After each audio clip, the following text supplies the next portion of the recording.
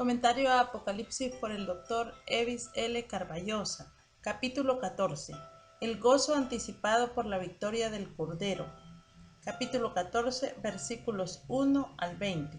Bosquejo. 1. El canto de victoria de los 144.000. Capítulo 14, versículos 1 al 5. 1.1. La visión del Cordero y los 144.000. Capítulo 14, versículo 1. 1.2. El nuevo cántico de los 144.000. Capítulo 14, versículos 2 y 3. 1.3. Cualidades espirituales de los 144.000. Capítulo 14, versículos 4 y 5.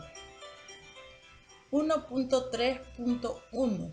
Pureza personal. Capítulo 14, versículo 4a. 1.3.2. Lealtad al Cordero. Capítulo 14, versículo 4b. 1.3.3. Primicias de salvación. Capítulo 14, versículo 4c. 1.3.4. Santidad delante de Dios. Capítulo 14, versículo 5. 2. El anuncio del Evangelio eterno. Capítulo 14, versículos 6 y 7. 2.1. Proclamado por un ángel. Capítulo 14, versículo 6a. 2.2. Proclamado a todos los moradores de la tierra. Capítulo 14, versículo 6b. 2.3. El contenido del Evangelio eterno. Capítulo 14, versículo 7. 2.3.1. Temer y glorificar a Dios. Capítulo 14, versículo 7a. 2.3.2. La llegada del juicio de Dios. Capítulo 14, versículo 7b. 2.3.3. Adorar al soberano creador de todo. Capítulo 14, versículo 8. 3. El anuncio de la caída de Babilonia. Capítulo 14, versículo 8. 4. El anuncio del juicio contra los adoradores de la bestia. Capítulo 4, versículos 9 al 11. 4.1. Los adoradores de la bestia serán objeto de la ira de Dios. Capítulo 14, versículos 9 y 10. 4.2. Los adoradores de la bestia recibirán el castigo eterno. Capítulo 14, versículo 11. 5. Promesa de consuelo para los santos de la tribulación. Capítulo 14, versículos 12 y 13. 5.1. Los santos de la tribulación practicarán la paciencia. Capítulo 14, versículo 12. 5.1.1. Paciencia para guardar los mandamientos de Dios. Capítulo 14, versículo 12a. 5.1.2. Paciencia para ser fieles a Jesús. Capítulo 14, versículo 12b. 5.2. Bienaventuranzas de los santos de la tribulación. Capítulo 14, versículo 13. 5.2.1. Bienaventurados en su muerte. Capítulo 14, versículo 13a. 5.2.2. Bienaventurados en sus galardones. Capítulo 14, versículo 13b. 6. Descripción de la venida gloriosa de Cristo. Capítulo 14, versículos 14 al 16. 6.1. La segunda venida de Cristo será judicial. Capítulo 14, versículo 14. 6.2. El juicio se extenderá a toda la tierra. Capítulo 14, versículos 15 y 16. 7. Descripción de la batalla de Armagedón. Capítulo 14, versículos 17 al 20. 7.1. Los habitantes de la tierra serán como uvas podridas. Capítulo 14, versículos 17 y 18. 7.2. Los habitantes de la tierra serán objeto directo de la ira de Dios. Capítulo 14, versículos 19 y 20. 8. Resumen y conclusión. Notas exegéticas y comentarios. El capítulo 14 es una descripción anticipada de la victoria del Cordero y sus seguidores. Este trozo del Apocalipsis presenta una triple división que en el texto griego comienza con la expresión Kai Eidon. 1. Después miré. Capítulo 14, versículos 1 al 5. 2. Vi. Capítulo 14, versículos 6 al 13. Y 3. Miré. Capítulo 14, versículos 14 al 20. En primer lugar, Juan contempla al Cordero victorioso rodeado de los 144,000 que, sin duda, son los mismos que fueron sellados en el capítulo 7. En segundo lugar, el apóstol escucha 4 anuncios sobresalientes relacionados con la consumación del plan de Dios para los habitantes de la tierra. Finalmente, el autor ve la dramática escena de la siega y la vendimia judicial de la tierra. El capítulo 14 presenta un enfático contraste con los capítulos 12 y 13. En los capítulos 12 y 13, el dragón persigue a los seguidores del Cordero y logra por un tiempo breve establecer su reino malvado en la tierra.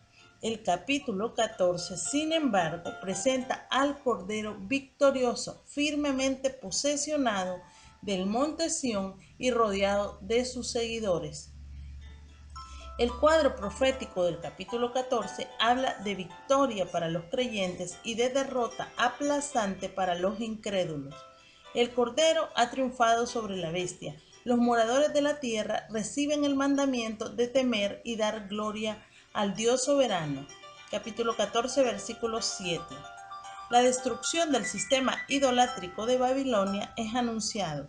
Capítulo 14, versículo 8. El juicio contra los adoradores de la bestia se proclama. Capítulo 14, versículos 8 al 11. Los santos son invitados a guardar con paciencia la hora de su triunfo. Capítulo 14, versículos 12 y 13. Y la vendimia judicial de los moradores de la tierra, capítulo 14, versículos 14 al 20, mediante la metáfora de la siega postrera o de la vendimia final, el texto describe el juicio de Dios sobre sus enemigos de manera anticipatoria, pues el capítulo 14 revela el cuadro estupendo del triunfo del Mesías en su venida gloriosa. El capítulo 14 aporta la respuesta a 2 preguntas importantes. 1. ¿Qué les ocurrirá a los que se niegan a recibir la marca de la bestia y por lo tanto padecen la muerte? Y 2. ¿Cuál será el fin de la bestia y sus seguidores? Capítulo 14, versículos 16 al 20. Capítulo 14, versículo 1. Después miré y he aquí, el Cordero estaba en pie sobre el monte Sión, y con él 144,000 que tenían el nombre de él y el de su padre escrito en la frente. Después miré y he aquí, Kai, Eidon, Kai y Dou. Mejor y miré y he aquí. De esta manera dramática, el apóstol Juan presenta el cuadro profético del capítulo 14. En el capítulo 13, el tema ha sido el reino de la bestia y su cruel persecución de todos los que no adoran su imagen. El capítulo 14 pone de manifiesto que vale la pena seguir al Cordero y mantener el testimonio cristiano. En su acostumbrado estilo, Juan anticipa la bendición y el solaz que los seguidores del Cordero experimentarán con él en su reino. En los primeros versículos de este capítulo aparecen el Cordero en lugar de la bestia, los seguidores del Cordero mostrando en sus frentes el sello del Mesías y del Padre en lugar de los seguidores de la bestia con su tatuaje, y el monte Sión divinamente controlado en lugar de la tierra paganamente controlada. El Cordero estaba en pie sobre el monte de Sión. Tu arnión estos epito orosión. Esta frase presenta un cuadro estupendo del triunfo del Cordero.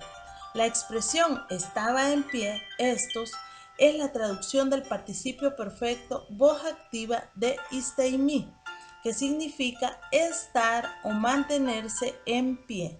El tiempo perfecto sugiere una acción completada con resultados permanentes y el participio sugiere el carácter continuo de dicha acción. El Cordero está en firme posesión del monte Sión y permanece allí victorioso. Él ocupa el lugar central en la visión. La figura del Cordero fue introducida en Apocalipsis 5:6 en conexión con los 7 sellos del rollo de los juicios. Él fue inmolado por los pecados del mundo, pero resucitó de los muertos y es el único digno de romper los sellos. Él vive y tiene toda autoridad para juzgar y reinar. Ver Apocalipsis 5, 9 al 14, 7, 14 y 17, 12, 11. El hecho de que el Cordero estaba en pie forma un contraste con las bestias que están subiendo, del griego anabainó, firmemente establecido, firmemente en pie, manteniendo un territorio en oposición con caer, del griego pipto, ver 9:1. Tanto en el capítulo 12 como en el 13, Juan ha descrito el carácter feroz del dragón y en el capítulo 13 presenta la naturaleza despiadada de ambas bestias.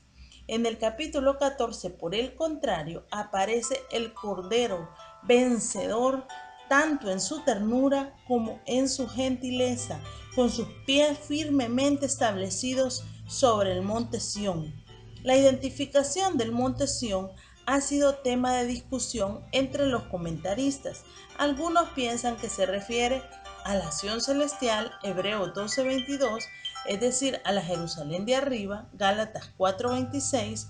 Otros expositores creen que se refiere a la Jerusalén celestial que ha de descender a la tierra y Dios habitará entre los hombres. En ambos casos, la tendencia es tomar la expresión monte de Sión como una figura del cielo, apoyándose en Hebreos 12:22. Identificar el monte Sión con la Jerusalén celestial o tomarlo como una figura del cielo equivale a otorgarle un significado ajeno al que recibe a través de las Escrituras. Si el monte Sión es la Jerusalén celestial, entonces pertenece a la nueva creación, mientras que en la Biblia Sión, casi en todos sus usos, se relaciona con la ciudad de Jerusalén y la vieja creación.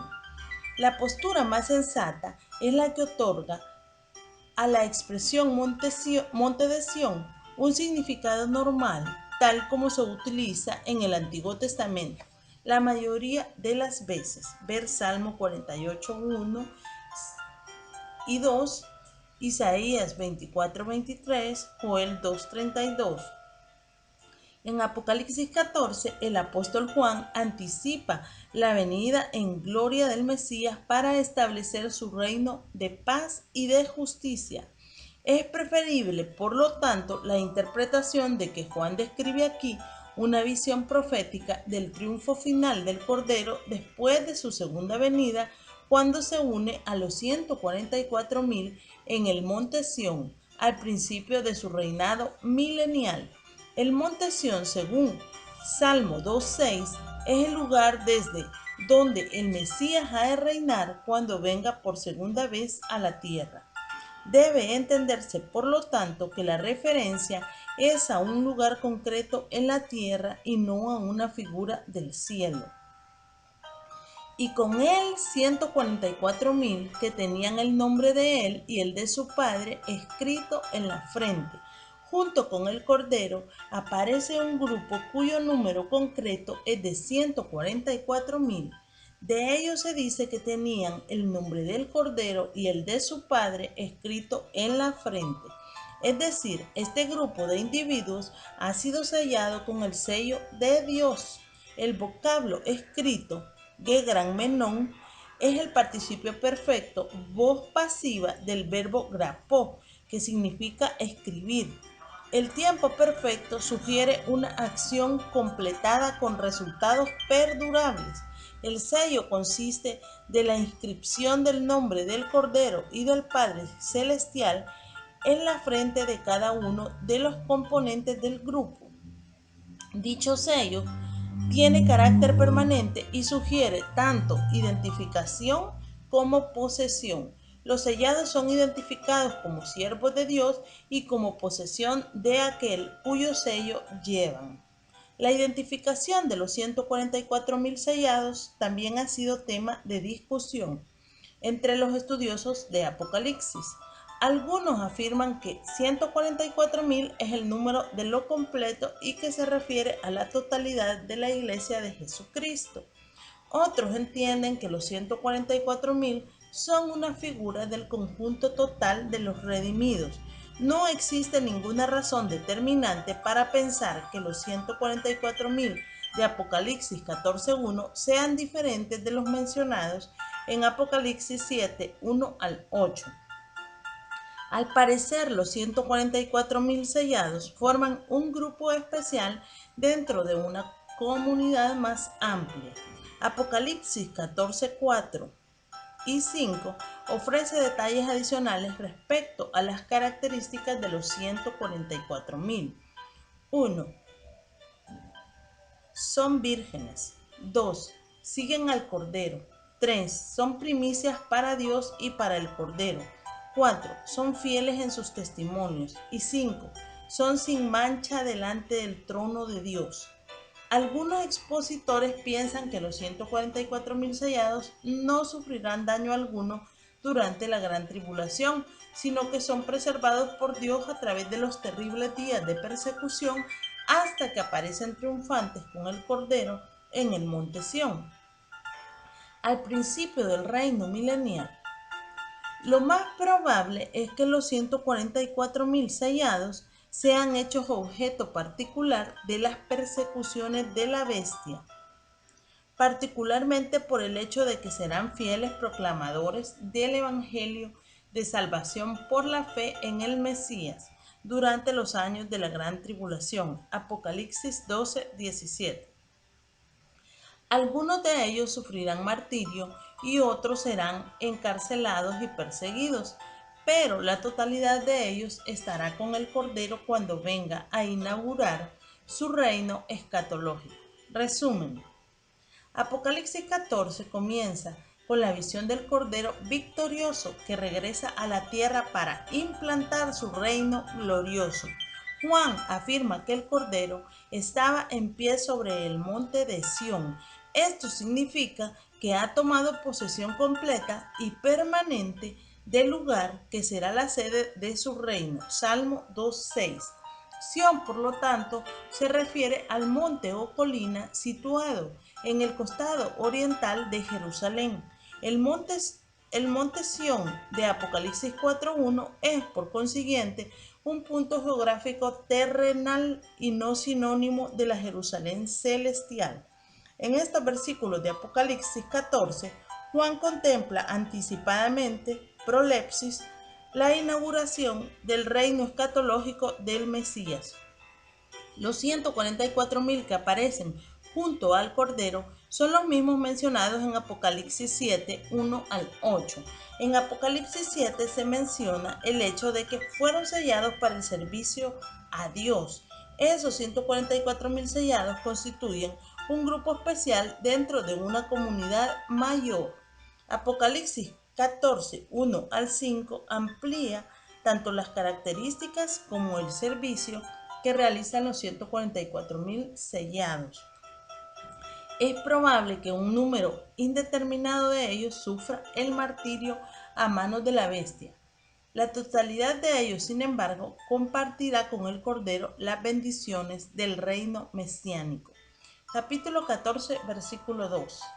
Y oí una voz del cielo, como el estruendo de muchas aguas y como sonido de un gran trueno, y la voz que oí era como de arpistas que tocaban sus arpas. Con lenguaje altamente descriptivo, Juan narra lo que acontece en el cielo. La voz que Juan oye no proviene de los mártires que están en el cielo, ni de los 144,000 sellados que acompañan al Cordero en el monte Sión. Obsérvese los impresionantes símiles usados por Juan, como estruendo de muchas aguas. 1. 2. Como sonido de un gran trueno. Y 3. Como de arpistas que tocaban sus arpas. Las dos primeras figuras sugieren volumen y fortaleza, mientras que la tercera destaca armonía y dulzura.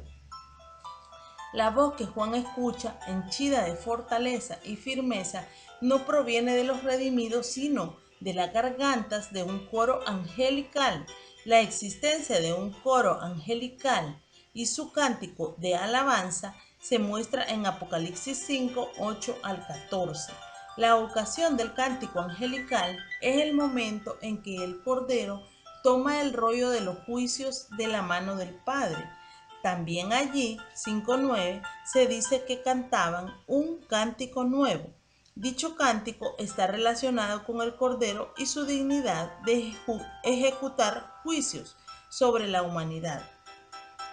También se exalta la dignidad del Cordero por su obra redentora y se reconoce su autoridad para reinar como Rey soberano del universo.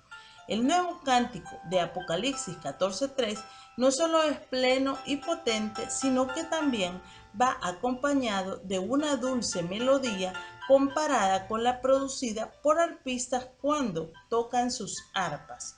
Capítulo 14, versículo 3. Y cantaban un cántico nuevo delante del trono y delante de los 4 seres vivientes y de los ancianos, y nadie podía aprender el cántico sino aquellos 144,000 que fueron redimidos de entre los de la tierra. Este versículo arroja varias cuestiones importantes. Obsérvese en primer lugar el verbo cantaban, aidousin. Dicho verbo es el presente indicativo voz activa tercera persona plural de aidó, que significa cantar. El tiempo presente sugiere una acción continua. El modo indicativo señala la realidad de dicha acción. También debe destacarse el hecho de que la forma es plural, aunque su antecedente, una voz del versículo 2, es singular. Eso sugiere que la voz es en realidad un coro de muchas voces. Hay quienes piensan que el coro no es angelical, sino que lo constituye los 144,000 sellados. El texto, sin embargo, no dice que los 144,000 sean quienes entonan el cántico, sino que nadie podría aprender el cántico sino aquellos 144,000. Debe tenerse presente además que el cántico es entonado en el cielo, mientras que los 144,000 están en la tierra en el monte Sión con el Cordero. Otra cuestión que debe notarse es el hecho de que quienes cantaban entonaban algo así como un cántico nuevo delante del trono. El cántico es nuevo porque es entonado por un nuevo grupo y tiene un nuevo tema en su contenido.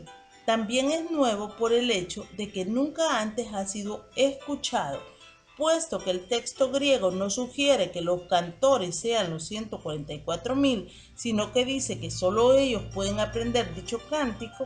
Se hace necesario contestar la pregunta: ¿quiénes son los que entonan dicho cántico?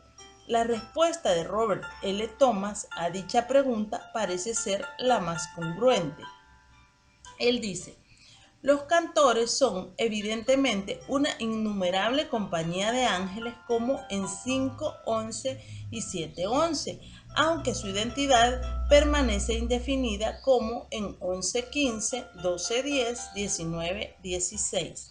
No incluye a los seres vivientes ni a los ancianos. No pueden experimentar redención, pero están profundamente interesados en todo lo relacionado con la salvación del hombre.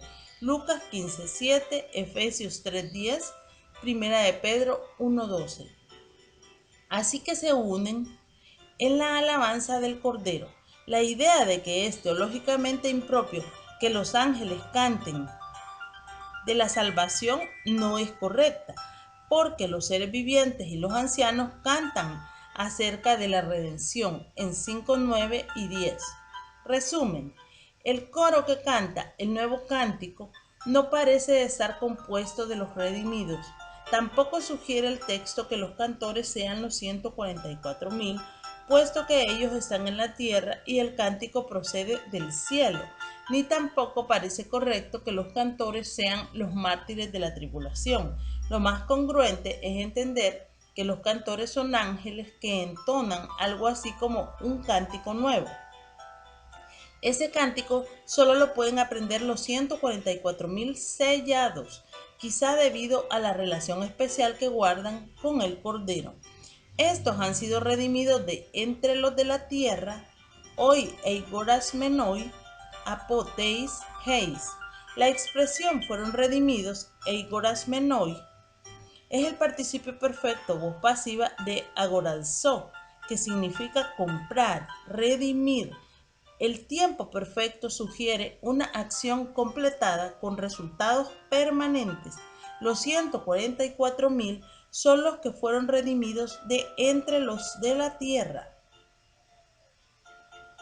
O, como afirma el versículo 4, estos fueron redimidos de entre los hombres como primicias para Dios y para el Cordero. El fundamento de la redención de los 144.000 es incuestionablemente la sangre del Cordero, Apocalipsis 5:9. Pero el hecho de que son primicias para Dios y para el Cordero sugiere que constituyen un grupo selecto tomado del amplio conjunto de los redimidos. Obsérvese que el coro canta delante del trono, es decir, en la presencia de Dios y delante de los 4 seres vivientes y de los ancianos, puesto que ambos grupos ocupan un lugar preeminente alrededor del trono. Apocalipsis 4, del 4 al 6.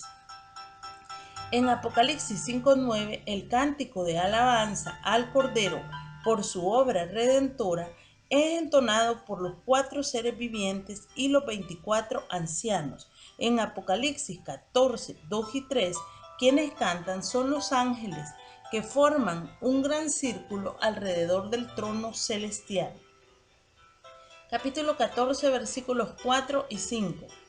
Estos son los que no se contaminaron con mujeres, pues son vírgenes.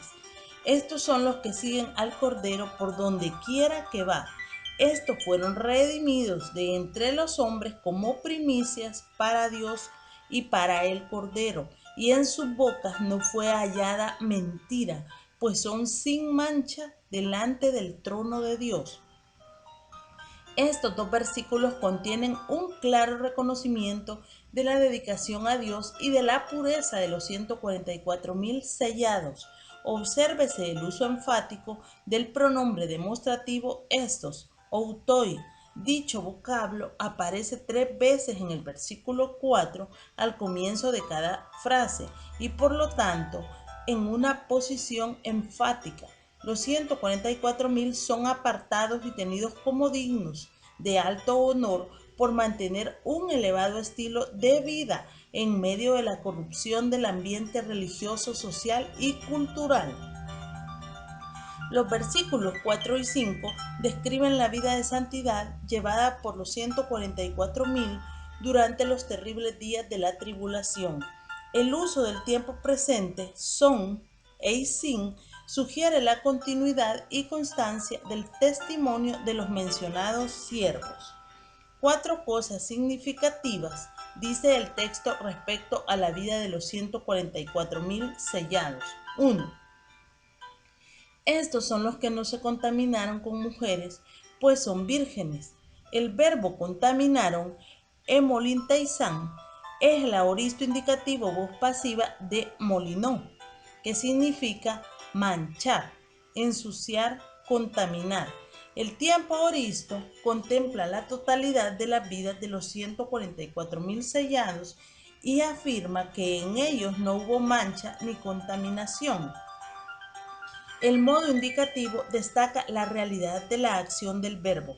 Tomada en su sentido llano, la frase parece indicar que los 144.000 sellados son hombres que nunca contrajeron matrimonio. Hay expositores que prefieren tomar la frase en sentido figurado. Un autor afirma que es improbable que la frase "no se contaminaron" se refiera meramente a relación sexual, ya que en ningún lugar de las escrituras la relación sexual dentro del matrimonio constituye una contaminación pecaminosa. Ver Hebreos 13:4. Quienes toman la frase en sentido figurado se apoyan en el hecho de que muchas veces en las escrituras se usa la figura de la relación sexual para describir la existencia de la apostasía espiritual. Una interpretación normal del texto, sin embargo, parece ser más apropiada. Los 144,000 viven durante los años más difíciles de la tribulación. Con toda seguridad tendrán que trasladarse de un sitio a otro con bastante frecuencia y por lo tanto ser solteros es mucho más conveniente para el cumplimiento del ministerio que desarrollarán. El profesor Robert L. Thomas explica lo siguiente. Él dice: la tribulación será un tiempo muy especial en la historia que requiere un grado de dedicación especialmente alto. Pablo enseñó en 1 Corintios 7 lo deseable del estado de soltero debido a la naturaleza de los tiempos. 1 Corintios 7:26. El soltero está mejor capacitado para rendir un servicio sin distracción al Señor. De modo que en la futura gran tribulación la virginidad será un requisito para ese grupo especial. El matrimonio es la norma para la vida cristiana durante los tiempos relativamente tranquilos, pero ese reino futuro de la bestia no será nada tranquilo para los fieles. Evidentemente, los 144,000 sufrirán las peores persecuciones y los ataques más crueles decretados por el anticristo. Es por eso que Dios escoge a hombres para dicha tarea y al mismo tiempo dichos siervos permanecen solteros. El motivo de esa decisión no es para exaltar el celibato por encima del matrimonio, sino a causa de las críticas circunstancias que tendrán lugar durante la gran tribulación. Si bien es cierto que la frase "no se contaminaron con mujeres, pues son vírgenes" sugiere una condición espiritual, también es cierto que dicha condición puede muy bien hacerse patente en el hecho de que los 144,000 renuncian a una vida matrimonial con el fin de dedicarse a la proclamación del Evangelio en los tiempos difíciles de la tribulación escatológica. Es importante recordar que los 144,000 sellados son individuos escogidos por Dios. No representan a la totalidad de los redimidos de Israel, ni tampoco simbolizan la iglesia como cuerpo de Cristo. Los 144,000 son individuos salvados y usados por Dios.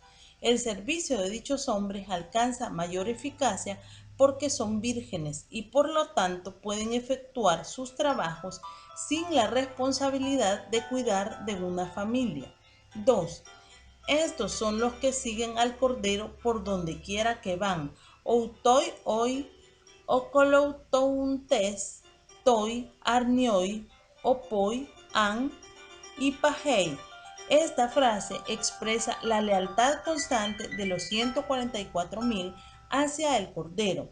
A través de las pruebas y persecuciones de la gran tribulación, esos siervos se caracterizarán por ser fieles seguidores del Mesías, mientras que grandes multitudes se someterán a los dictámenes de la bestia y aceptarán llevar su insignia. Los 144,000 seguirán al Cordero y le obedecerán con absoluta devoción. Ellos serán fieles discípulos de Cristo, dispuestos a ofrendar sus vidas por el Cordero y por su causa. 3. Estos fueron redimidos de entre los hombres como primicias para Dios y para el Cordero. El verbo "fueron redimidos", eigorasteizan, es el aoristo indicativo, voz pasiva de agorazo, que significa comprar en el mercado, redimir. El aoristo contempla el acto mismo y el modo indicativo sugiere la realidad histórica de dicho acto. La expresión de "entre los hombres", apóton, antropón, es partitiva y, en ese caso, no denota separación, sino extracción. Los 144.000 sellados han sido extraídos de entre un grupo más amplio y son primicias para Dios y para el Cordero. Aparche toi teoi kai toi arnioi. El sustantivo primicias, aparche, aparece en Romanos 16:5 y 1 Corintios 16:15 para señalar a los primeros convertidos a la fe cristiana en Acaya. También se usa en 1 Corintios 15, 20 y 23 con referencia a la resurrección de Cristo. Su resurrección es la garantía de todas las demás resurrecciones. En la Septuaginta, versión griega del Antiguo Testamento, el vocablo aparche con frecuencia se usa para indicar una contribución, ofrenda que denota la donación de productos naturales o dinero dado a los sacerdotes y levitas para el culto. Éxodo 25, 2 al 9, Deuteronomio 12, 11 y 17, Segunda de Crónicas 31, 10, 12 y 14, que es similarmente entendido como una ofrenda de gratitud a Jehová. Si se observa cuidadosamente el ambiente del pasaje, no es difícil concluir que los 144.000 sellados son un grupo especial delante de Dios. 1. Han seguido al Cordero con constancia y fidelidad. 2.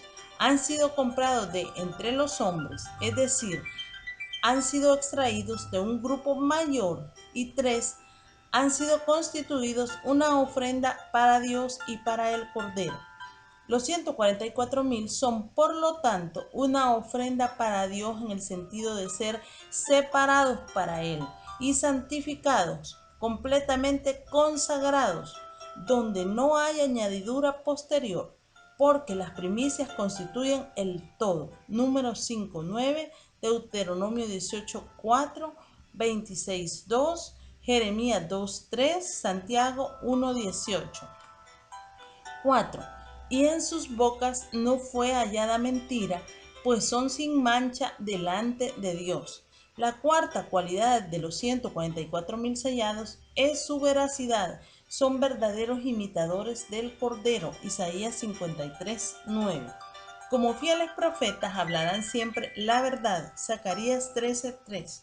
Y como parte del remanente fiel, no se hallará en ellos lengua engañosa. Sofonías 3:13. A pesar de que vivirán en medio de la apostasía, el engaño y la infidelidad, los 144.000 sellados mantienen una pureza inmaculada que honra y glorifica a Dios.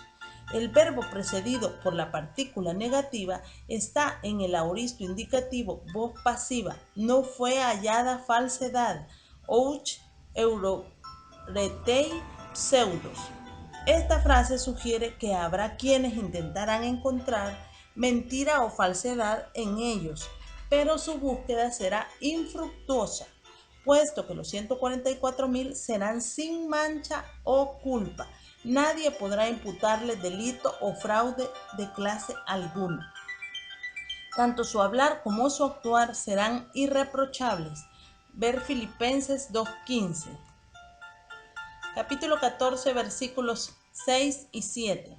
Vi volar por en medio del cielo a otro ángel que tenía el evangelio eterno para predicarlo a los moradores de la tierra, a toda nación, tribu, lengua y pueblo, diciendo a gran voz: temed a Dios y dadle gloria, porque la hora de su juicio ha llegado, y adorad a aquel que hizo el cielo y la tierra, el mar y las fuentes de las aguas. Como se ha observado repetidas veces, el ministerio de los ángeles es sobresaliente en el Apocalipsis. Dios los usa como mensajeros celestiales, conductores de alabanzas solemnes, ejecutores de juicios, ejércitos para luchar contra Satanás y sus huestes, y finalmente para advertir a los hombres del juicio inminente. Una mejor sintaxis de la primera parte del versículo podría ser: y vi a otro ángel volando en medio del cielo. El ángel que Juan vio era de la misma clase que los anteriores. Lo clasifica como otro ángel en el sentido de que es diferente de los que hasta ese momento han actuado. La expresión en medio del cielo significa que el anuncio que está a punto de hacer va dirigido a la mayor audiencia posible con el fin de que todos los escuchen. Que tenía el Evangelio eterno. Echonta Eugelion Aionion, es decir, teniendo algo cuya característica es buena noticia eterna. El verbo tenía, echonta, es el participio presente voz activa de echó, usado con función de gerundio. Este verbo significa tener, sostener en firmeza, y aquí debe traducirse propiamente teniendo. El ángel tiene en su posesión algo que caracteriza por el Evangelio eterno. Es el anuncio que tiene vigencia eterna y que debe ser observado u obedecido por todas las criaturas. Para predicarlo a los moradores de la tierra, a toda nación, tribu, lengua y pueblo. Euglisai epitous, kateimenous epiteis heis, es decir, para evangelizar a los que están sentados sobre la tierra. El propósito del ser angelical es proclamar a los hombres que han sobrevivido los embates de la tribulación la verdad eterna del reconocimiento de la soberanía de Dios y del hecho de que solo Él es digno de ser adorado y glorificado. La frase a toda nación, tribu, lengua y pueblo es epexegética, es decir, amplia. El significado de la expresión los moradores de la tierra. Nadie quedará sin oír la proclamación del ángel. Obsérvese los tres verbos que aparecen en el versículo 7 tocante a la proclamación del ángel. Temed, povesteite, dad, doté, y adorad, proskineizate. Estos tres verbos están en el modo imperativo y en el tiempo aoristo. El aoristo imperativo sugiere un mandato urgente. Evidentemente, el evangelio proclamado por el ángel no es una invitación a creer, sino un llamado urgente a temer a Dios, darle gloria y adorarlo debido al carácter inminente del juicio divino. Debe notarse que los imperativos temer a Dios y darle gloria tienen como razón el hecho de que la hora de su juicio ha llegado. El verbo ha llegado, eiten, es un aoristo dramático que sugiere una acción que está a punto de realizarse. La hora de su juicio está a punto de llegar. La expresión la hora de su juicio, ei, hora, teis, criseus, autou, se refiere a un tiempo específico. Ver Apocalipsis 6:17. Esta es la última oportunidad para los hombres a cambiar su alianza al Dios del cielo. El tercer imperativo es un llamado a adorar, proskineizate, a Dios, porque es el creador de todas las cosas. El creador es el soberano sobre su creación y por lo tanto el dueño absoluto de todas las cosas. La humanidad ha estado en rebeldía contra Dios. Los hombres han adorado a las criaturas antes que al Creador. Romanos 1:25. Los humanistas y racionalistas han atribuido la existencia del universo a causas fortuitas y han negado la misma existencia de Dios. Ahora, en la consumación de los siglos, los hombres son llamados a reconocer y adorar al soberano creador del cielo y tierra. Hechos 14, 15 al 17. Capítulo 14, versículo 8. Otro ángel le siguió diciendo, ha caído Babilonia, la gran ciudad, porque ha hecho beber a todas las naciones del vino del furor de su fornicación. Otro ángel de la misma clase que el anterior realiza el dramático anuncio de la caída de Babilonia. Las referencias a Babilonia son abundantísimas a través de las escrituras. La Babilonia de tiempos remotos fue fundada por Nimrod, Génesis 10, 9 y 10. Allí se estableció un centro de idolatría y de desafío a la soberanía de Dios. A través de la historia bíblica, Babilonia es contemplada como una ciudad, un reino y un sistema mundial de corrupción e idolatría. En el Antiguo Testamento, Babilonia aparece como el más formidable enemigo del pueblo de Dios. Ver Isaías 21:9, Jeremías 52, 51, 1 al 9 y 24. Algunos expositores entienden que Babilonia es en realidad una referencia a Roma. Robert H. Mons dice: la antigua ciudad mesopotámica de Babilonia se había convertido en la capital política y religiosa de un imperio mundial. Notoria por su opulencia y su corrupción moral, sobre todo era el gran enemigo del pueblo de Dios. Para la iglesia primitiva, la ciudad de Roma era una Babilonia contemporánea. Más congruente con el ambiente del Apocalipsis, sin embargo, es atender el significado de Babilonia en su sentido normal o natural, es decir, la referencia es a la ciudad de Babilonia situada junto al Éufrates. Allí nació y se desarrolló un sistema político, económico y religioso totalmente contrario a Dios, y por esa causa Dios derramará su ira contra Babilonia. El apóstol Juan anticipa en 14:8 la caída de Babilonia.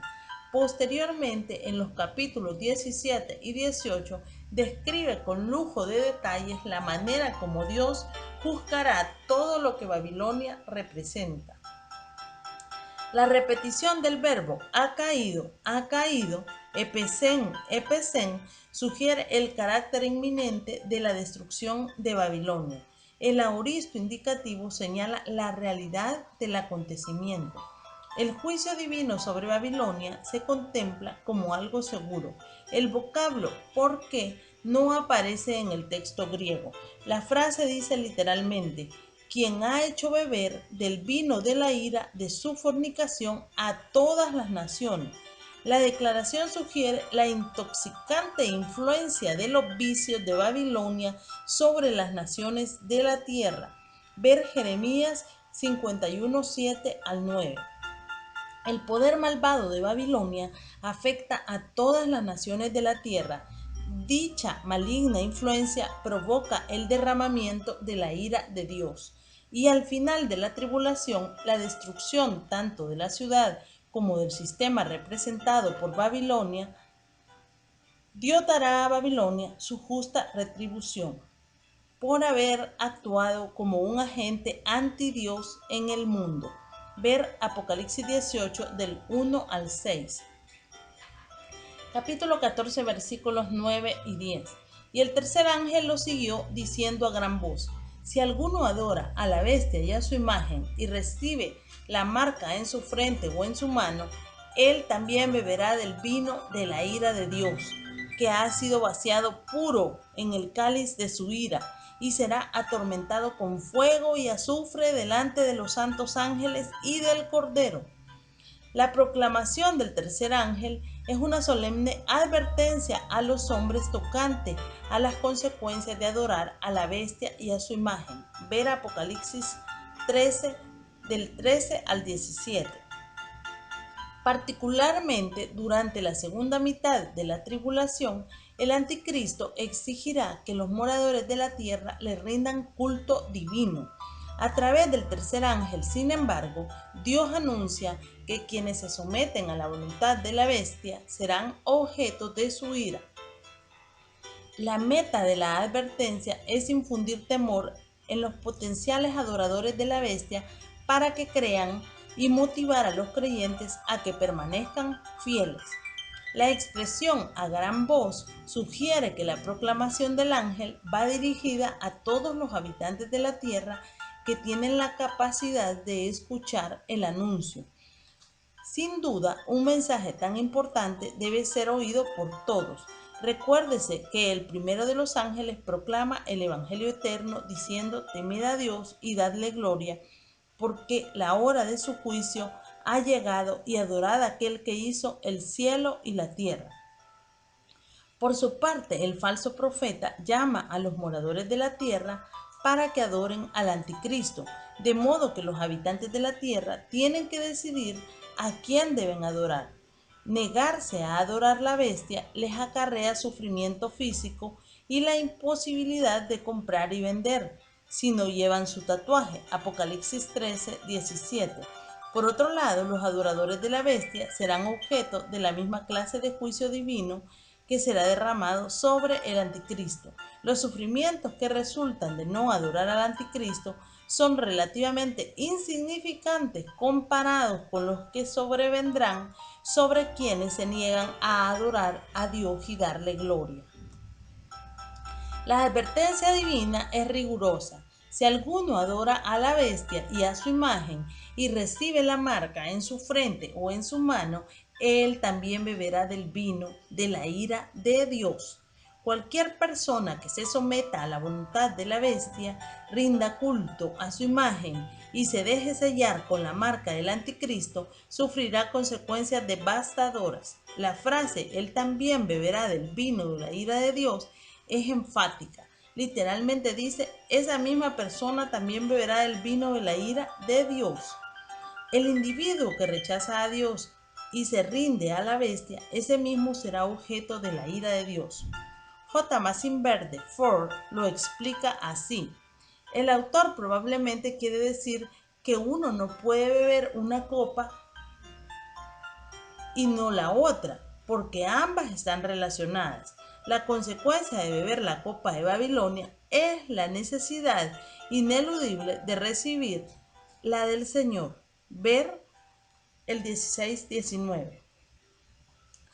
Debe observarse los dos verbos utilizados en el versículo 10. Ambos están en el futuro de indicativo: beberá y será atormentado, y constituyen el vaticinio del juicio divino sobre los adoradores de la bestia. El texto destaca además el hecho de que el vino de la ira de Dios ha sido vaciado puro, kekerasmenou, akratou.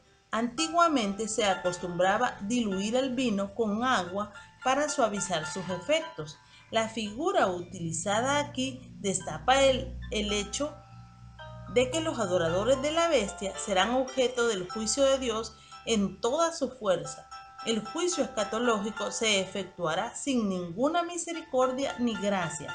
Esta es una manera veterotestamentaria de describir lo terrible del juicio futuro de Dios. Salmo 75:8, Jeremías 25:25. El adorador de la bestia será atormentado con fuego y azufre, es decir, con un juicio similar al que tuvo lugar en la destrucción de Sodoma y Gomorra. Ver Génesis 19:28, Lucas 17:28 al 30. Dicho juicio tendrá lugar delante de los santos ángeles y del Cordero. Debe recordarse que en Apocalipsis 5:7 el Cordero recibe el rollo de los juicios de la tribulación de la mano derecha del que estaba sentado en el trono, simbolizando el hecho de que todos los juicios de ese período serán ejecutados por el Cordero. Los santos ángeles serán los asistentes del Cordero en la ejecución de dichos juicios.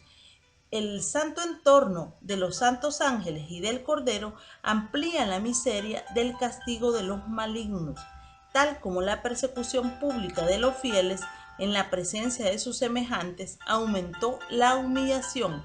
Ver Lucas 12:8 y 9.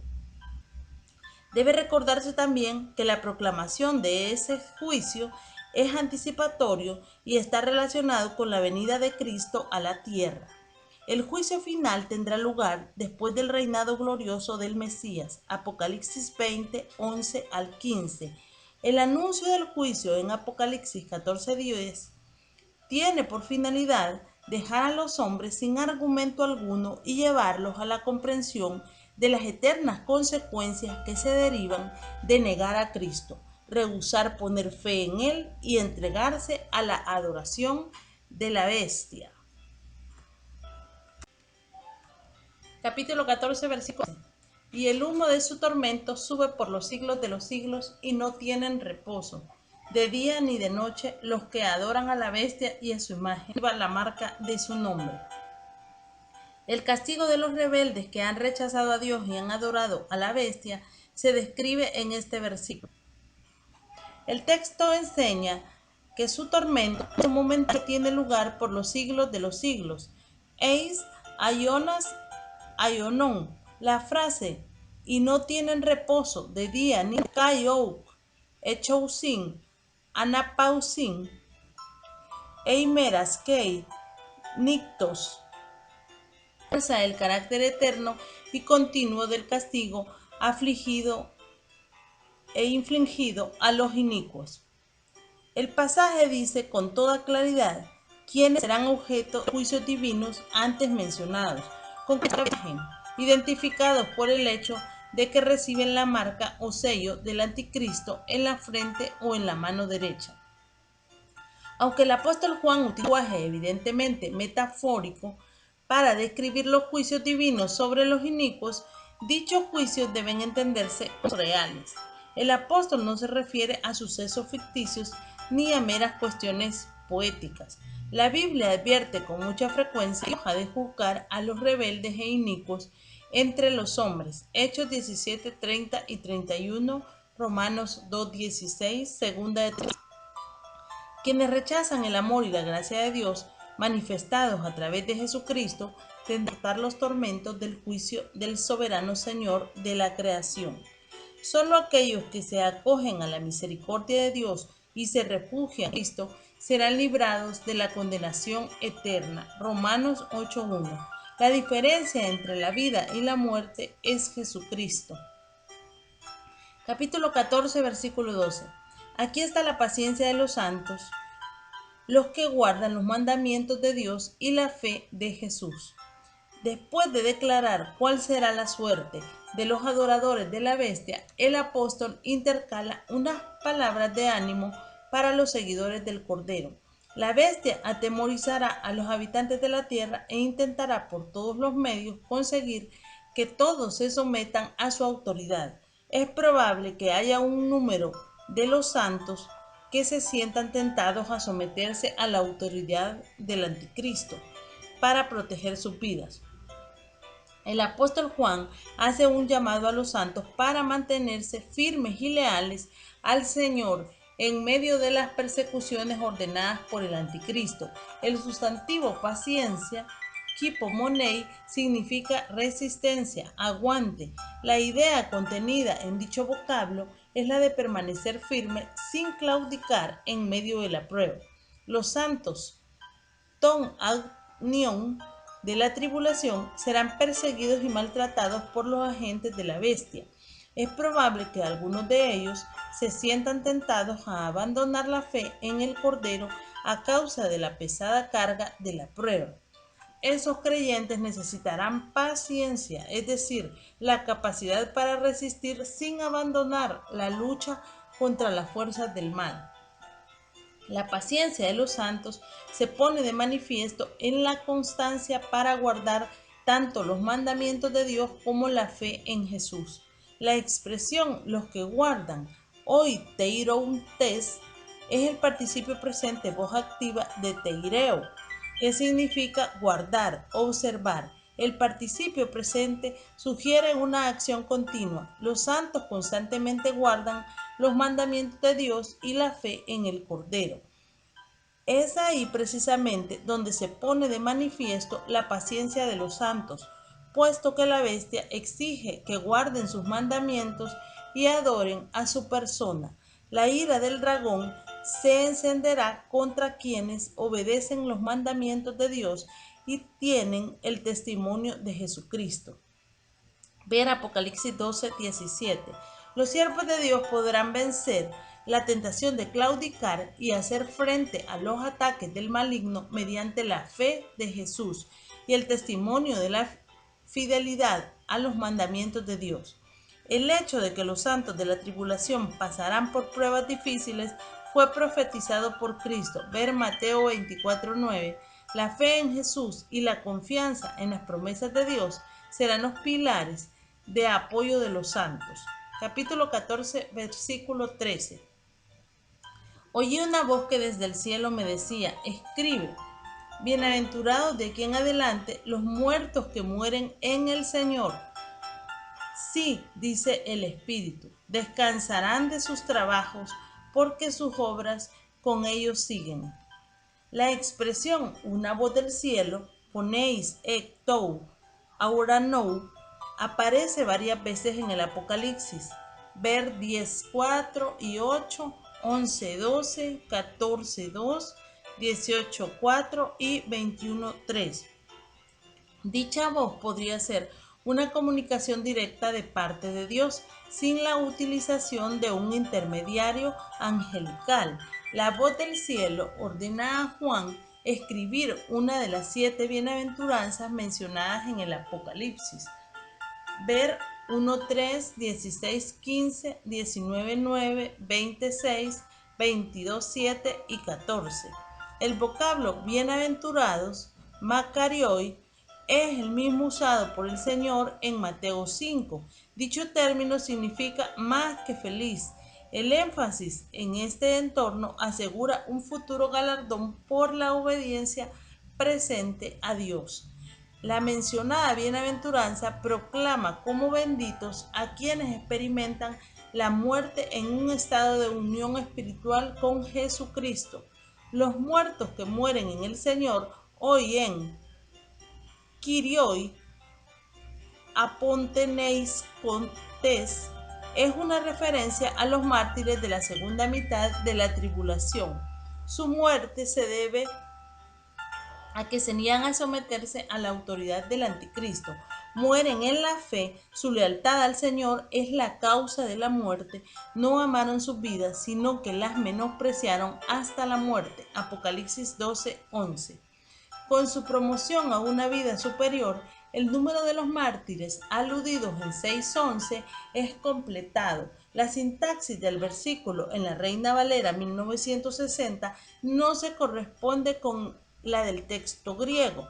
Sería mejor la siguiente lectura: bienaventurados los muertos que mueren en el Señor de aquí en adelante. La referencia es sin duda a los que mueren debido a la persecución decretada por el anticristo, es decir, tiene que ver con los acontecimientos escatológicos que tienen lugar en la segunda mitad de la tribulación. Sí, dice el Espíritu, nai legei tu neuma. Esta frase confirma el hecho de que las declaraciones hecha desde el cielo proviene del Espíritu Santo. Seguramente la persona del Espíritu Santo ha dado fortaleza a los santos para resistir hasta la muerte sin claudicar de su fe. La frase descansarán de sus trabajos, ina anapaesontai, ecton, capón, outon, podría traducirse porque descansarán de sus trabajos. Los trabajos de los que descansan no son las actividades normales, sino las luchas que han sobrevenido a causa de la firmeza de la fe. Su trabajo supremo es la fidelidad hasta la muerte. Son bendecidos porque sus obras le siguen. Dios no olvidará todo lo que han padecido por la lealtad a la fe.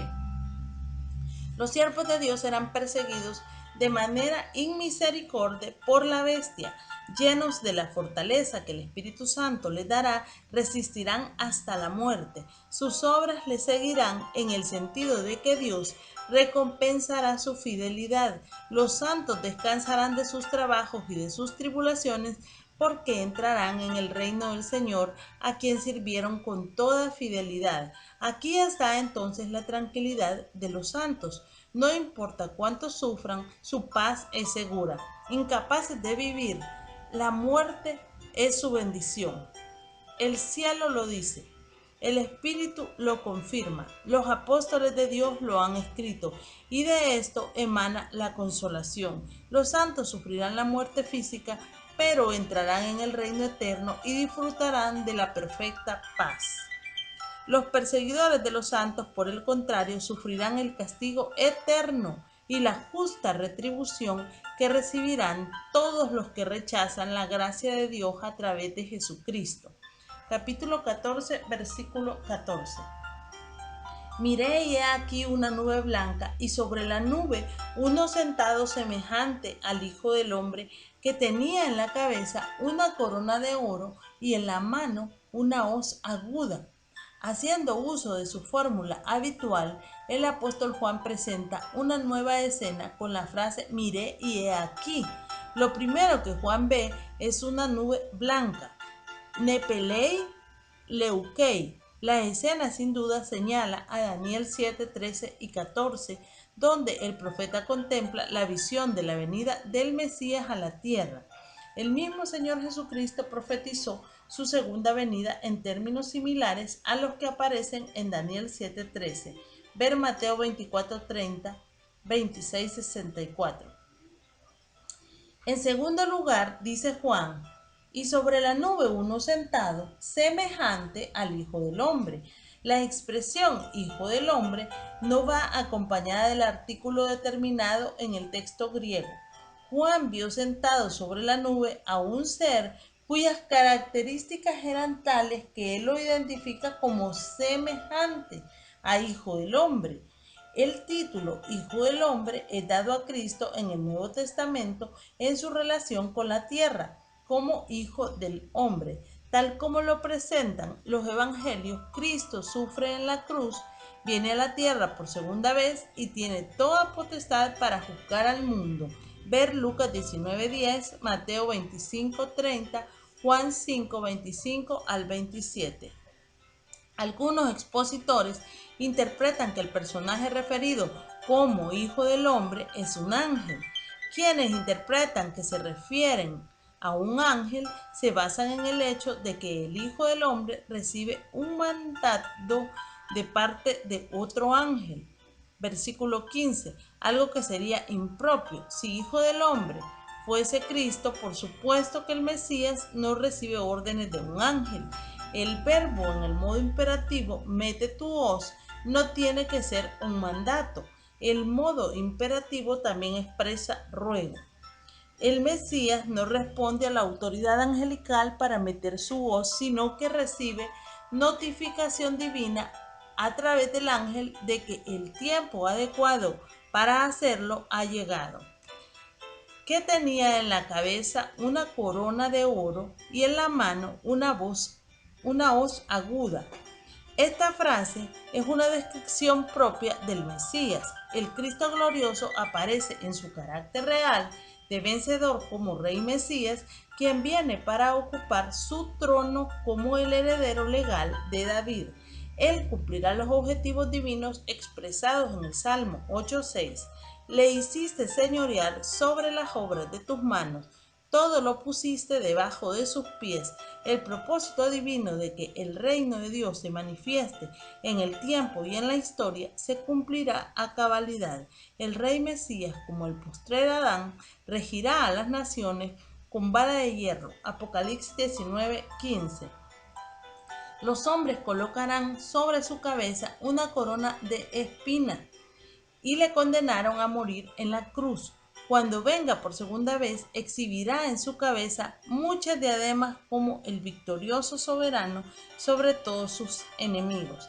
La frase y en la mano una hoz aguda destaca el hecho de que el Hijo del Hombre viene preparado para juzgar. El apóstol Pablo advirtió a los atenienses que Dios ha establecido un día en el cual juzgará al mundo con justicia por aquel varón a quien designó, dando fe a todos con haberle levantado de los muertos. Hechos 17:31. La expresión hoja aguda, drepanon oxi, significa hoz afilada, lista para efectuar la siega.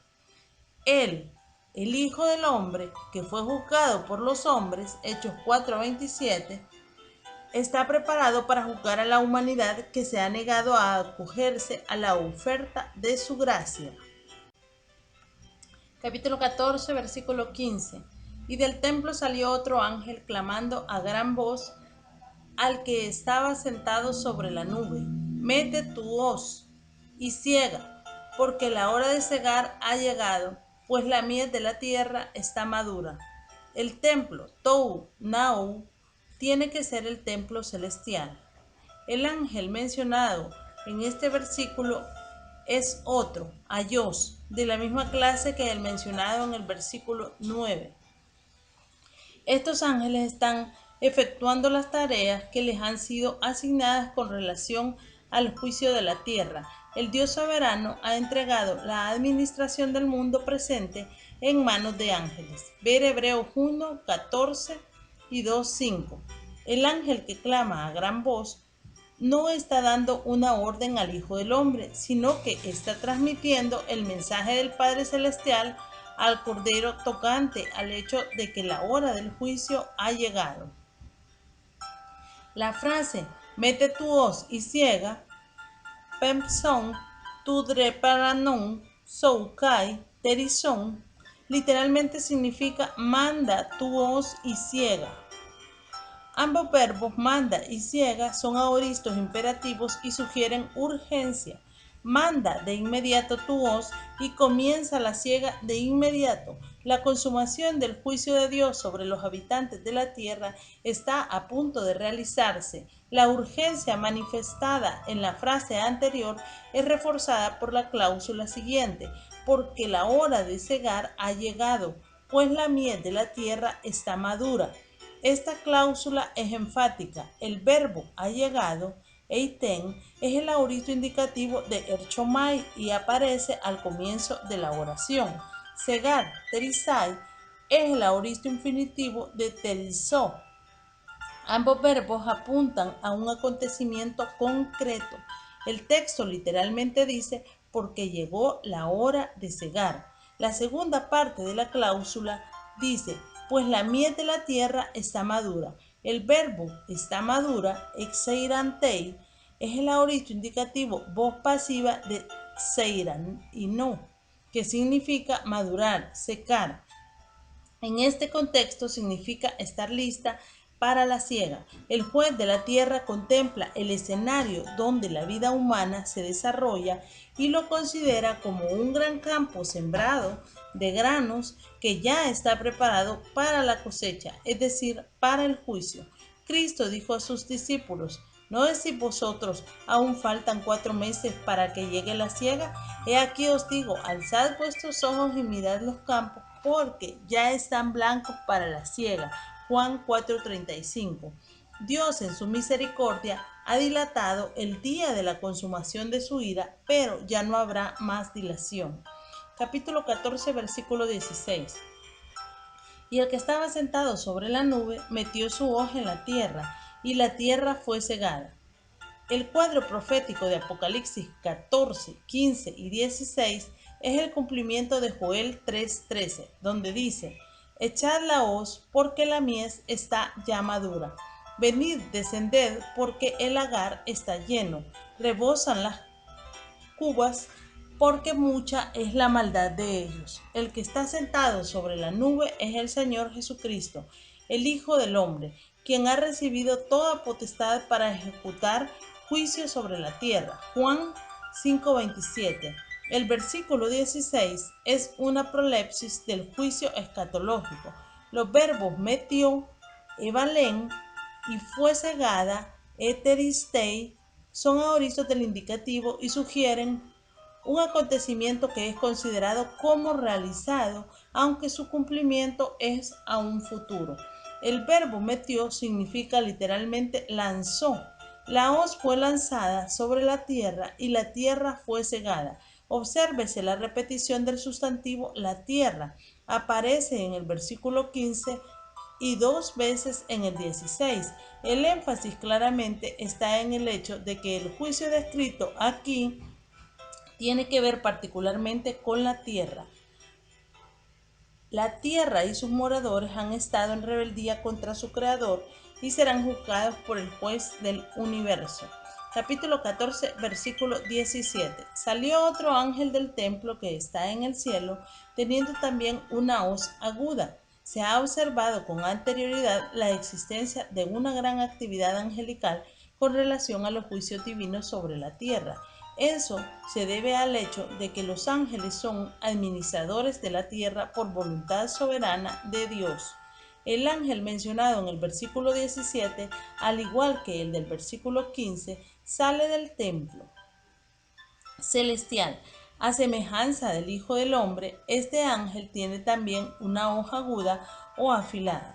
La hoja aguda es simbólica de la severidad del juicio que será ejecutado por el ángel. El tiempo ha llegado para juzgar a los corruptores de la tierra. Aunque la escena es de juicio y destrucción, debe observarse que el ángel sale del templo que está en el cielo. Eso significa que va a actuar con la santidad y la justicia que emanan del mismo trono de Dios. Capítulo 14, versículo 18. Y salió del altar otro ángel que tenía poder sobre el fuego, y llamó a gran voz al que tenía la hoja aguda, diciendo: mete tu hoja aguda y vendimia los racimos de la tierra, porque sus uvas están maduras. El tiempo de la vendimia judicial ha llegado, y otro ángel salió del altar, Ectou Tisiasteirón, para pronunciar el inminente juicio de los rebeldes. Juan dice que este ángel tenía poder sobre el fuego. El verbo tenía en el texto griego es el gerundio del verbo tener. El gerundio sugiere una acción continua con función de presente. Literalmente dice teniendo autoridad sobre el fuego. El fuego es un símbolo del juicio que está a punto de ejecutarse. La expresión "y llamó a gran voz" expresa el dramático momento en que el ángel que sale del altar comunica al ángel de la hoja aguda, versículo 17, que la hora del juicio ha llegado. El ángel da dos mandamientos: mete, pempson, es decir, envía, y vendimia, trigeison, es decir, recoge la uva madura. La frase "los racimos de la tierra" en este contexto se refiere a la humanidad rebelde y enemiga de Dios en los tiempos escatológicos, porque sus uvas están maduras. Oti, eik masan ai stopilai auteis. Esta es la explicación del por qué la vendimia ha llegado. El verbo "están maduras", eik masan, es el aoristo indicativo voz activa de akmalzo, que significa estar maduro, estar en su punto culminante. Las uvas representan a la humanidad cuya maldad ha llegado a su colmo y como uvas está en el grado de máxima madurez para ser objeto del juicio divino. Capítulo 14, versículos 19 y 20. Y el ángel arrojó su hoz en la tierra y vendimió la tierra, la viña de la tierra, y echó las uvas en el gran lagar de la ira de Dios, y fue pisado el lagar fuera de la ciudad, y del lagar salió sangre hasta los frenos de los caballos por 1600 estadios. En obediencia a la orden del ángel mencionado en el versículo 18, el otro ángel que sale del templo arroja su hoz hacia Eis, la tierra. La tierra es considerada como una gran viña, y los habitantes de la tierra que se han rebelado contra Dios son representados por las uvas de dicha viña. Las uvas están en racimos stapilai, que han llegado a su plena madurez y que están más que preparadas para la vendimia. Los verbos arrojó, evalén, y vendimió, etrigeisen, son aoristos de indicativo. Ambos son usados prolépticamente, es decir, son aoristos proféticos, aunque las acciones de dichos verbos son futuras. Juan considera que su cumplimiento es rigurosamente cierto y las da por realizadas. La imagen literaria de la viña, como se ha observado anteriormente, procede de pasajes tales como Joel 3:13 y también Isaías 63, 1 al 6. El lagar Tein Leinon es el sitio donde antiguamente la uva era echada para ser exprimida con los pies. El apóstol Juan describe aquí la ejecución del juicio de Dios sobre los hombres malvados, y el lagar es el sitio donde la ira de Dios será derramada sobre los inicuos. La frase "el gran lagar de la ira" de Dios denota el juicio de Dios sobre el mundo rebelde que ha rechazado al Mesías y ha ido en pos del anticristo. El versículo 20 describe una escena escalofriante que sin duda describe la severidad del juicio de Dios sobre los rebeldes. El verbo fue pisado, epateitei, es el aoristo indicativo voz pasiva de pateo, que significa pisar, aplastar con los pies. El sustantivo lagar es una figura literaria metonimia que representa el contenido, es decir, las uvas que son pisadas. En tiempos bíblicos las uvas eran pisoteadas en un recipiente que tenía un conducto que desembocaba en una vasija donde se recogía el jugo de la vid. La figura del lagar es una elocuente descripción del juicio divino. Ver Isaías 63:3, Lamentaciones 1:15, Apocalipsis 19:15. La expresión fuera de la ciudad, exotenteis poleos, se refiere a un lugar concreto, como sugiere el uso del artículo determinado teis. La ciudad aludida no podría ser otra sino la ciudad de Jerusalén. El juicio de Dios contra las naciones tendrá lugar en el valle de Josafat, Joel 3:2, situado en las afueras de Jerusalén. Ver también Zacarías 14:2 al 12. La respuesta obvia en cuanto a qué ciudad se refiere es Jerusalén. El Antiguo Testamento predice que la batalla final tendrá lugar cerca de allí, en el valle de Josafat, que tradicionalmente está situado en el área del valle del Cedrón. Joel 3:12 al 14 y Zacarías 14:4. Y del lagar salió sangre hasta los frenos de los caballos por 1600 estadios. Esta dramática frase pone de manifiesto la contundencia del juicio de Dios. La mera lectura de dicha frase produce un vuelco del corazón y deja perplejo a cualquier lector. El día terrible del soberano del universo tendrá las consecuencias más tremendas, porque aquí viene el día ardiente como un horno, y todos los soberbios y todos los que hacen maldad serán estopa. Aquel día que vendrá y los abrazará, ha dicho Jehová de los ejércitos, y no les dejará ni raíz ni rama. Malaquías 4:1. La sangre de los que mueren como consecuencia del juicio divino desborda un área designada como de 1600 estadios, es decir, aproximadamente unos 320 kilómetros. Es importante reiterar que los hombres objetos del juicio de Dios han rechazado la gracia y el amor del soberano Señor del universo. La paciencia de Dios habrá llegado a su fin. La consumación de la ira de Dios tendrá lugar. El Mesías vendrá con poder y gloria en cumplimiento de la promesa de Dios. Él traerá la liberación definitiva para los suyos y la justa retribución para quienes han rechazado la oferta de su amor. Ver Isaías 35:4. Resumen y conclusión. El capítulo 14 del Apocalipsis puede dividirse en tres partes. 1. La visión del Cordero acompañado de los 144,000 siervos sellados para un ministerio especial durante el periodo de la tribulación. Capítulo 14, versículos 1 al 5. 2. La visión de la proclamación del Evangelio eterno y el anuncio del juicio sobre Babilonia y todo lo que ella arrastra. Capítulo 14, versículos 6 al 13. Y 3. La visión de la siega judicial de los postreros tiempos. Hay primero una siega de la mies que recuerda el anuncio hecho por el profeta Joel 3:13. También aparece el cuadro judicial ilustrado mediante la figura de la vendimia. Las uvas del juicio están en su grado óptimo de madurez y son arrojadas en el lagar de la ira de Dios. Capítulo 14, versículos 14 al 20. Los 144,000 del capítulo 14 son sin duda los mismos del capítulo 7. Estos han sido escogidos por Dios para llevar a cabo la tarea de evangelización de los hombres de la tierra durante los años de la tribulación, después que la iglesia haya sido arrebatada. Los 144,000 serán perseguidos y en muchos casos ejecutados por decreto del anticristo. En Apocalipsis 14, 12 y 13 hay palabras de estímulo para los mártires y una exhortación a permanecer fieles incluso frente a la muerte.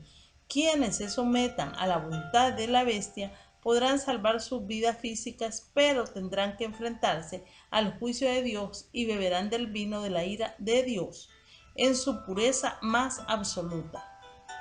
Salvarán sus vidas temporales, pero sufrirán el castigo eterno. Apocalipsis 14, 9 al 11. Los escogidos de Dios, por el contrario, podrán perder sus vidas físicas y sufrir el tormento de las persecuciones de la bestia, pero pasarán a la vida eterna y serán ricamente recompensados en la presencia del Señor. Apocalipsis 14, 12 y 13. El tercer párrafo de Apocalipsis 14 presenta un cuadro del juicio que el Mesías ejecutará cuando venga por segunda vez a la tierra. El Mesías vendrá con poder y gloria, coronado con una corona de oro. Viene como guerrero divino para derrotar a sus enemigos y juzgar a los rebeldes e inicuos a través del uso de dos metáforas, la mies y las uvas. El texto describe el acto judicial de Dios. La frase la mies de la tierra está madura y sus uvas están maduras ponen de manifiesto el hecho de que los habitantes de la tierra han llegado al colmo de la maldad, la paciencia de Dios se ha agotado y la oferta de su gracia ha sido rechazada. El Mesías se presenta a la humanidad no como el Salvador, sino como el juez de los hombres.